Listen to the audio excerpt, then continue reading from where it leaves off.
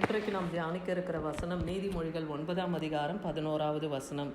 என்னாலே உன் நாட்கள் பெருகும், உன் ஆயுசு வருஷங்கள் விருத்தியாகும். என்னாலே உன் நாட்கள் பெருகும். இன்னைக்கு ஆண்டவராகிய இயேசு கிறிஸ்து நம்மோடு இடைப்படுகிறார். கர்த்தரால் தான் நம்முடைய நாட்கள் பெருகும், நம்முடைய ஆயுசு வருஷங்களை கர்த்தர் விருத்தியாக்கி தருவேன்னு சொல்கிறார்.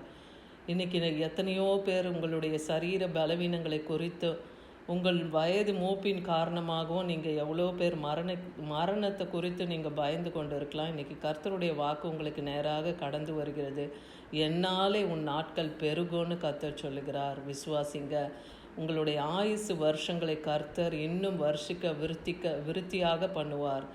என்ன எப்படி அதை செய்வார்னா, நீதிமொழிகள் 10ஆம் அதிகாரம் 27ஆம் வசனம் சொல்லுது, கர்த்தருக்கு பயப்படுதல் தான் ஆயுசு நாட்களை பெருக பண்ணும், துன்மார்க்கர்களுடைய வருஷமோ குறுகி போகும்னு சொல்கிறார். அப்போ தேவனுக்கு பயப்படுகிற பயம் இன்னைக்கு நமக்கு இருக்குமானால் கர்த்தர் நம் ஆயுசு நாட்களை பெருக பண்ணுவார். துன்மார்க்கர்களுடைய வருஷங்களோ குறுகி போகும், அவர்களுடைய நாட்களை தேவன் குறுகி போக பண்ணுவேன்னு சொல்கிறார். நீதிமொழிகள் 3ஆம் அதிகாரம் 16வது வசனம் பார்க்குறோம். அதின் வலது கையில் தீர்க்காயுசும் அதன் இடது கையிலே செல்வமும் கனமும் இருக்கிறது.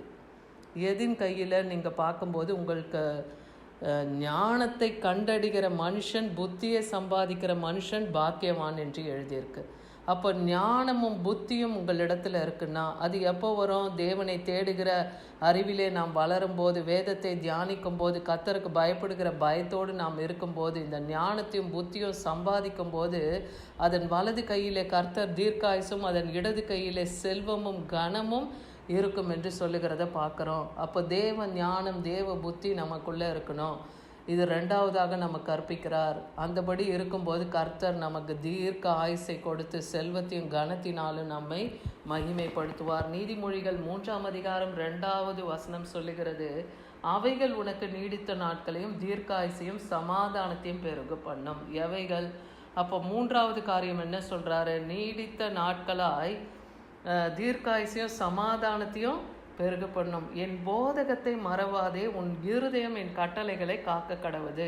கர்த்தருடைய போதகத்தை நாம் மறவாமல் நம் இருதயம் அவருடைய கட்டளைகளை காக்க கடவுது. கர்த்தருடைய போதகம், தேவன் நமக்கு எதெல்லாம் கட்டளையிட்டு சொல்லியிருக்கிறாரோ நாம் அதன்படி நடக்கும்போது, அந்த கட்டளைகளை கை கொள்ளும்போது கர்த்தர் நமக்கு நீடித்த நாட்களையும் தீர்க்காயுசையும் சமாதானத்தையும் தருவேன்னு சொல்கிறார். இன்னைக்கு முதல்ல கர்த்தருக்கு பயந்து நடங்க, கர்த்தருடைய ஞானத்தையும் புத்தியும் அடைங்க. அப்போ தீர்க்காயுசையும் செல்வத்தையும் கனத்தையும் தருவார். தேவனுடைய நீங்கள் ஞானத்தை கண்டடைகிற மனுஷன், புத்தியை சம்பாதிக்கிற மனுஷன் பாக்கியவான்னே சொல்கிறார். நீங்கள் நீடித்த நாட்களாக தீர்க்காயுசோடு சமாதானத்தோடு இருக்கணும்னா கர்த்தருடைய போதகத்தை நீங்கள் மறவாமல் அவருடைய கட்டளைகளை கை கொண்டு நடங்க. 4வது காரியம் என்ன சொல்றார்? உபாகமம் 6ஆம் அதிகாரம் 2வது வசனத்துல, நீங்கள் சுதந்திரிக்க போகிற தேசத்திலே கை கொள்வதற்காக உங்களுக்கு போதிக்க வேண்டும் என்று உங்கள் தேவனாகிய கர்த்தர் கற்பித்த கற்பனைகளும் கட்டளைகளும் நியாயங்களும் இவைகளே. தேவன் எதெல்லாம் நமக்கு நியாயமும் கட்டளையாய் கற்பித்திருக்கிறார். அதுக்கு முந்தின வசனம் பாருங்க, உபாகமம் 6:1, உன் தேவனாகிய கர்த்தருக்கு பயந்து உயிரோடு இருக்கும் நாளெல்லாம் நீ உன் குமாரனும் குமாரத்தையும் நான் உனக்கு விதிக்கிற அவருடைய எல்லா கற்பனைகளையும் கட்டளைகளையும் கை கொள்ளுகிறதுனாலே உன் நாட்கள் நீடித்து இருக்கும்னு சொல்கிறார். அப்போது நாம் மாத்திரம் இல்லை, நம்முடைய பிள்ளைகள், குமாரரும் குமாரத்திகளும் கர்த்தருக்கு பயந்து அவருடைய எல்லா கற்பனையும் கட்டளையும் நாம் கை கொண்டு நடக்கும்போது கர்த்தர் நம் வாழ்நாட்களை நீடித்து இருக்க பண்ணி நம் ஆயுசு வருஷங்களை தேவன் வர்த்திக்க பண்ணுவார், நம் நாட்களை பெருக பண்ணுவார். விசுவாசிங்க, தேவனுக்கு பயந்து நடங்க, அவர் ஞானத்தையும் புத்தியும் அடைங்க, கர்த்தருடைய கற்பனை கட்டளைகளை கை கொள்ளுங்க. நீங்களும் உங்கள் சந்ததியும் அதை கை கொள்ளும் போது கர்த்தர் உங்களுக்கு நீடித்த நாட்களையும் ஆயுசு வருஷத்தையும் வர்த்திக்க பண்ணுவார். ஆமேன்.